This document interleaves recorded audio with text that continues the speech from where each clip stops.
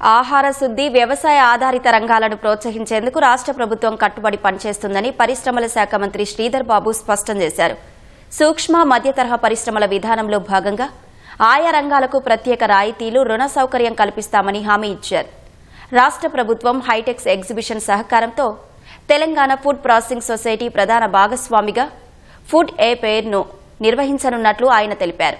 Hyderabad హైటెక్స్లో June 12 నుంచి 14 వరకు జరగనున్న ఫుడ్ ఏ ఫెయిర్ పోస్టర్ను మంత్రి ఆవిష్కరించారు.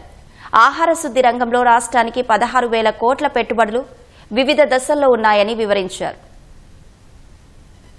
ప్రత్యేకించి ఆహారం మరియు వ్యవసాయ ఆధారిత పరిశ్రమలను ప్రోత్సాహం చేయాలనే ఒక సంకల్పనతో అనేక మంది చిన్న స్థాయి, మధ్యస్థాయి, సూక్ష్మ స్థాయి పారిశ్రామికవేత్తలకు ఇక్కడికి పిలిపియాలని, వ్యవసాయ ఆధారిత వ్యాపారాలకు మొత్తం మన భారతదేశంలోనే మా ప్రభుత్వం ఈ రంగాలకు సంబంధించి అగ్రగామిగా నిలపాలనే ఉద్దేశంతో ఈ ట్రేడ్ ఫెయిర్ లో అందరూ కూడా దేశవ్యాప్తంగా, అంతర్జాతీయ స్థాయిలో ఉన్న వారిని కూడా ఆహ్వానం పలకడానికి మీ ద్వారా వారికి తెలియబడుతాం. ఆర్థిక ప్రోత్సాహకాలు ఈ ఎంఎస్ఎంఈస్ ద్వారా పెద్ద ఎత్తున ముందుకు తీసుకెళ్లే సంకల్పం చేయడం జరిగింది.